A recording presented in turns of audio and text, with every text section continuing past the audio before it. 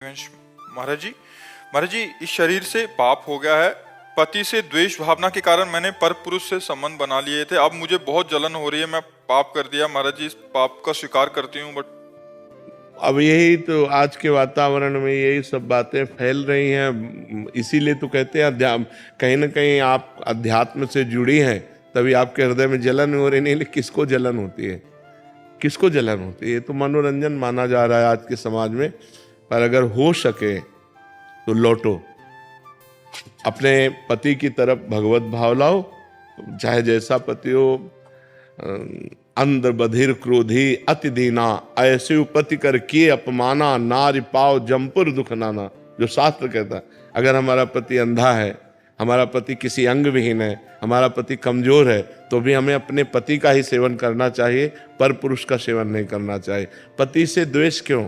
अच्छा, आज की ऐसी स्थिति बनती जा रही है, अब पति दूसरी स्त्री से प्यार कर रहा है तो कहती लो फिर हम तुमको दिखाती हूँ वो दूसरे पुरुष से प्यार कर रहे हैं। अब करे तो क्या करे? मतलब जब तक दोनों पक्ष नहीं संभलेंगे तब तक एक पक्ष को कैसे संभाला जा सकता है? अब पत्नी देख रही कि उसका पति जो है वो उसके सामने किसी दूसरी स्त्री को लेके घर आ रहा है, अब वो क्या करे?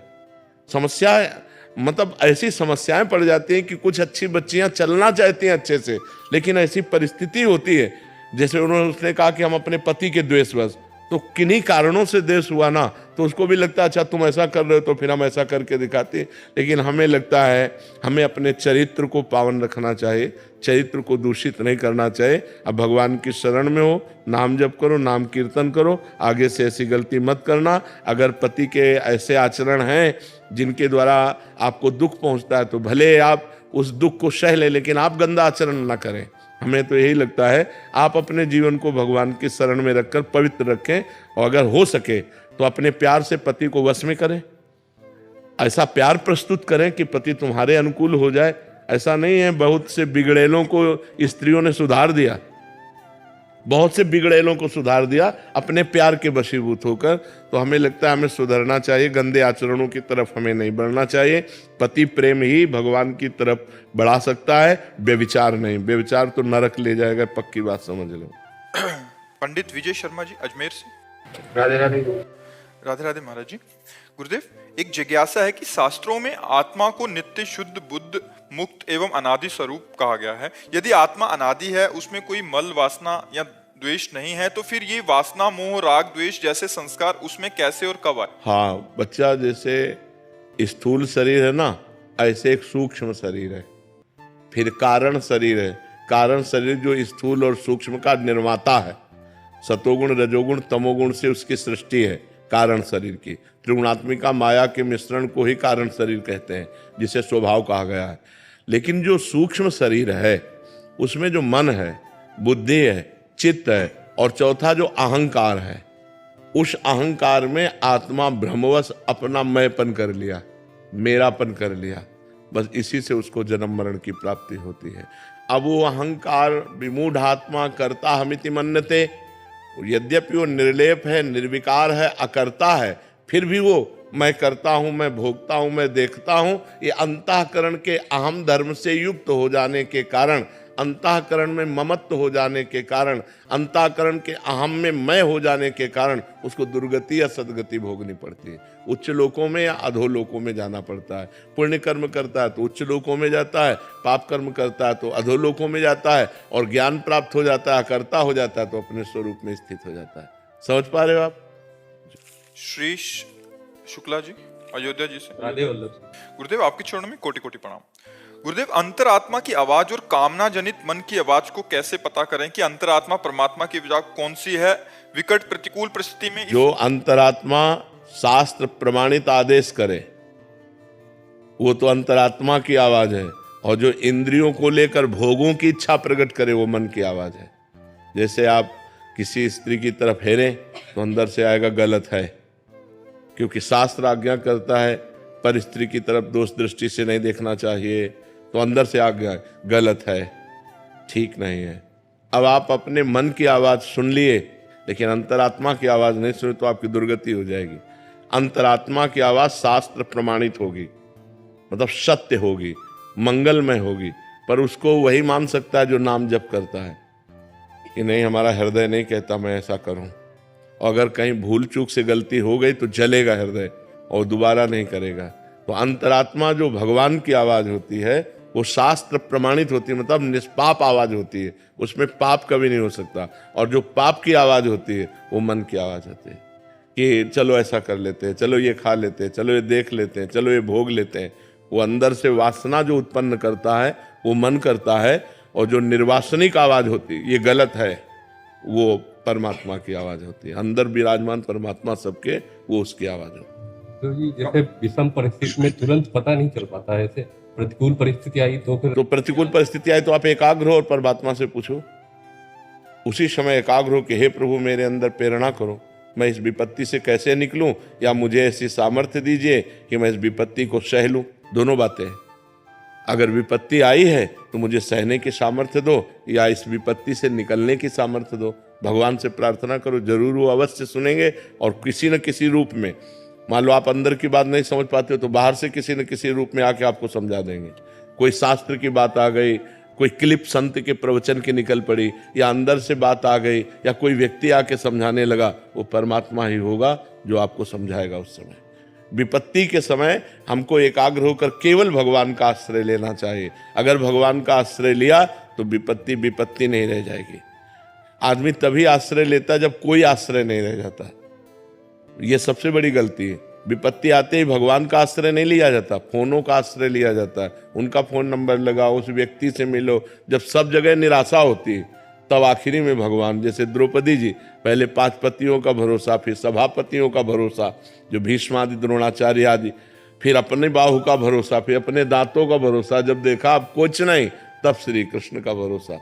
और जहां श्री कृष्ण का भरोसा वहां विपत्ति नहीं रहती। वस्त्र रूप में भगवान वस्त्रावतार हो गया, खींचते खींचते दुशासन हार गया, पर यहाँ से वस्त्र नहीं हटा पाया। इसलिए विपत्ति आते ही सबसे पहले हमें भगवान का सुमिरन करना चाहिए, भगवान से प्रार्थना करनी चाहिए। कमल शर्मा जी, गुरुग्राम से।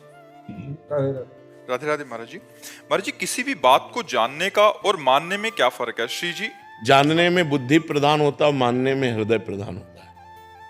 जो बुद्धि प्रधान साधक होगा वो मानने पे नहीं होगा, वो तर्क की कसौटी पर कस करके फिर जान करके मानेगा, ये बुद्धि प्रधान। और जो भाव प्रधान है, हृदय प्रधान है, वो मान करके जान जाएगा अपने आप। हम किसी बात को जाने और उसे कैसे माने, जानते हैं? शास्त्र, तस्मात् शास्त्रम प्रमाणम ते। वो बात शास्त्र युक्त है कि नहीं, वो महापुरुषों द्वारा माननीय है कि नहीं।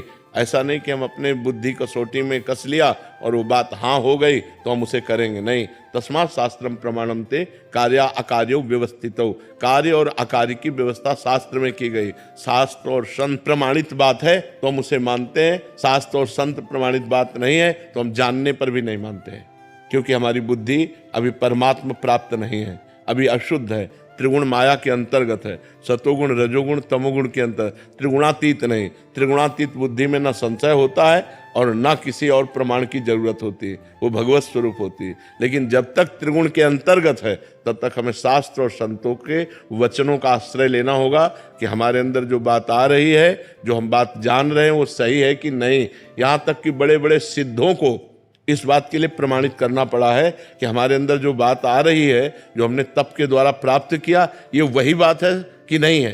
तो भगवान व्यास देव जी के पास श्री सुखदेव जी गए और कहा, भगवान जो मुझे बोध हुआ है वो सही हुआ है या अभी कुछ उसमें कचाई है? तो उन्होंने कहा, इस बात का प्रमाण तो विदेहराज जनक देंगे। आप जनक जी, सुखदेव जी के गुरु हैं जनक जी। तो श्री सुखदेव जी महाराज पहुंचे और जनक जी त्रिकालज्ञ महापुरुष थे, वो जान गए कि ये मुनि अपनी स्थिति को प्रमाणित करने के लिए आए हैं। तो दरवाजे पर जे हुई तो रुकवा दिया। 7 दिन 7 रात्रि वही दरवाजे पे खड़े रखा और रोज पूछते थे। उनके चेहरे पर कोई शिकन, कोई भाव, बोले नहीं, जैसे आए थे वैसे खड़े। बोलो, किसी व्यक्ति को दरवाजे के ही खड़ा रखा जाए, कोई उत्तर न दिया जाए 7 दिन 7 रात, तो गुस्सा नहीं आ जाएगा? लेकिन वो बिल्कुल शांत रहे। 7 दिन के बाद उनको महल भेज दिया। वहां नई नई सब 16-18 वर्ष की सुकुमारी लड़कियां उनकी सेवा में लगा दी। अब जनक जी राजा है और ये महाराज तो परमहंस है, दिगंबर रहते थे, नंग धड़ंग, 16 वर्ष की अवस्था। 7 दिन 7 रात्रि उन 9 कुमारियों की सेवा में रहने पर भी कोई बोले जैसे गेट के बाहर थे वैसे ही महल के अंदर है, उनमें कोई फर्क नहीं। तब जनक जी आए और कहा, मुनि तुम्हें वो स्थिति प्राप्त है जिस स्थिति को ब्रह्मबोध कहते हैं। तो उसके लिए भी प्रमाणित करने के लिए गुरु की जरूरत पड़ी ना। तो हमारे अंदर कोई भी जानने में बात आती है तो शास्त्र संत सदगुरुदेव से प्रमाणित होनी चाहिए। विवेक जी मुरादाबाद से। जी राधे। राधे राधे महाराज जी। महाराज जी, कर्म समर्पण में किन किन बातों का ध्यान रखना चाहिए? अनजाने में जो पाप हो जाते हैं, समझ नहीं आता समर्पित करें या नहीं। पाप नहीं तो लॉकर में कबाड़ जमा करोगे क्या? बैंक के लॉकर में कबाड़ थोड़ी जमा किया जाता है। सोना चांदी रुपया पैसा कीमती वस्तुएं जमा की जाती हैं। तो भगवान की बैंक में अगर कबाड़ जमा करोगे तो यही लौट के मिलेगा बहुत ज्यादा करके। तो जब पाप हो जाए तो हमें प्रायश्चित करना चाहिए।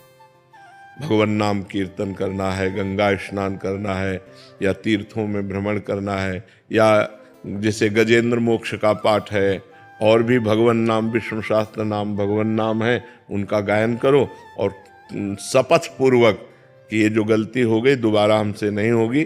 पाप ऐसे नष्ट करो और जो पुण्य और अच्छे कार्य हैं वो भगवान को समर्पित कर दो। पाप कर्म नहीं होना चाहिए। बहुत अगर पाप कर्म जब समर्पित करोगे तो कई गुना बढ़कर उसका फल मिल जाएगा। तो इसलिए हमको नहीं, हमें पाप कर्म को नष्ट करना है। तो नाम संकीर्तनम यस्य सर्व पाप प्रणाशनम, भगवान के नाम का संकीर्तन समस्त पापों का नाश कर देता है। तो उस समय नाम संकीर्तन करो और ये नियम लो कि आज से जो गलती हुई वो हम दोबारा नहीं करेंगे। अब लो नशानी अब ना नशे हो, अब तक हुआ अब आगे नहीं करेंगे। समझ पा रहे हैं आप? कर्म समर्पण करते हैं, हमारी जो गलतियां हो जाती हैं मानसिक मुझे जैसी हो, तो गुरुदेव के चरणों में क्षमा करके समर्पण कर सकते हो? नहीं, मानसिक तो गलती का कोई प्रभाव नहीं पड़ेगा। कलि कर एक पुनीत प्रतापा, मानस पुण्य होई और नहीं पापा। मानसिक पाप हो जाता है तो कलयुग में उसे दंड नहीं मिलता है, लेकिन क्रिया ना होने पावे। और जो शारीरिक पाप है तो तुम्हें उपाय बताया ना, हाँ, इस स्तोत्रों का गान करके, नाम कीर्तन करके, व्रत उपवास करके, गंगा स्नान करके अपने पाप को नष्ट कर दे, उसे भगवान को समर्पित न करे। मुन्ना शंकर पांडे जी। राजश्री। राधे राधे महाराज जी। महाराज जी, हमारे प्रिया प्रीतम तो कन कन में विद्यमान है, मगर फिर भी ब्रज संग ब्रजवासियों पर तो उनकी विशेष कृपा। अगर हम 3-4 दिन के लिए अगर वृंदावन धाम वास आते हैं तो अपनी प्रेम लक्षणा भक्ति को और प्रगाढ़ करने से ब्रजवासियों की मधुकरी मांग सकते हैं महाराज जी? विरक्तों के लिए ठीक है ये। गृहस्थ ऐसा कर सकते हो कि 500 रुपए की सब्जी, दाल, आटा, चावल, घी लेके उनको दे दिया, फिर एक दिन भोजन पा लिया। 100, 200, 500 की सामग्री ला के दे दी, फिर भोजन मांग कि आज हमको भोजन दे। वो ठीक। नहीं तो विरक्त बाबाजियों के लिए मांगने का विधान है, गृहस्थ को मांगने का विधान नहीं है। अपनी कमाई का खाओ। अगर 100 रुपये का भोजन लिया तो 200-300 रुपये का हम सामग्री दे दी, ऐसे तो ठीक रहेगा। ऐसा शास्त्र जैसा शास्त्र माधुकरी वृत्ति, भिक्षा मांग, भीख मांग के खाना, ये संतों के लिए है, गृहस्थ के लिए नहीं। गृहस्थ को देना चाहिए। आप गृहस्थी में रहते हैं तो धाम आए, 4 ब्रजवासियों के घर 1-1 किलो आटा दे दिया ऐसा, और फिर 4 रोटी ले ली तो चलेगा, लेकिन ऐसे नहीं। समझ पा रहे ना? ऐसे नहीं। डॉक्टर मनीष शर्मा जी। महाराज जी, आप कह रहे हैं कि आप एक प्लास्टिक सर्जन हैं। महाराज जी, एक्सीडेंट और गंभीर रूप से जले हुए मरीज जिनका बचना असंभव सा हो जाता है, उनके उद्धार के लिए महाराज जी मैं क्या प्रयास कर सकता हूँ? नाम जप करते हुए, और उनको नाम जप दे दिया कि औषधियों से तो आपका हम रक्षा नहीं कर पाए आपकी, लेकिन भगवान नाम 100, 200, 500 जो जपे वो दे दिए जाओ, ये तुम्हारा उसका पक्का मंगल होगा, पक्का मंगल होगा। भगवान का एक नाम भी अगर किसी को दे दिया जाए तो भारी पड़ जाता है। एक नाम भी रजिस्टर में, मान लो उसने तो जपा नहीं लेकिन हमने ट्रांसफर कर दिया, जैसे हम पैसे ट्रांसफर कर सकते हैं किसी को भी। अगर हमारे सरकारी बैंक में पैसे हैं तो हम किसी को भी ट्रांसफर कर सकते हैं। ऐसे पुण्य है, नाम जप है, भगवत आराधना है, अनुष्ठान है, ये हम किसी को भी ट्रांसफर कर सकते हैं। तो जैसे किसी जीव को देखा तो जितनी देर आपके समीप है, राधा राधा राधा राधा राधा, और हे भगवान मैं इतना राधा नाम जो जपा 5 मिनट 10 मिनट इस जीव को देता हूँ, तो वो पलट कर आपका मंगल करेगा आके। इसका भी तो कर्म, ये कर्म हुआ ना। जैसे आप कोई कहे कि यार इतनी मुश्किल से तो भगवान का नाम जपा जाता है, और 100 नाम मान लो जपा, तो हम अपने लिए ना रखकर दूसरे को दे दिया, तो जो 100 नाम आपको लाभ देते वो तो 100 नाम भर ही लाभ देंगे, लेकिन संख्या 100 की जब नाम की आपको दूसरे को दान कर दी तो 1000 गुना बढ़कर वो पलट कर आपका मंगल करेगा आकर के। जरूर करना चाहिए। नाम जप ही भगवान का ऐसा है जो जीव का परम मंगल कर सकता है। माता जी ने कहा था मैं इसलिए भगवान का नाम लेके ऑपरेशन करने। हाँ बिल्कुल बिल्कुल बिल्कुल बिल्कुल। गिरजा शाह जी।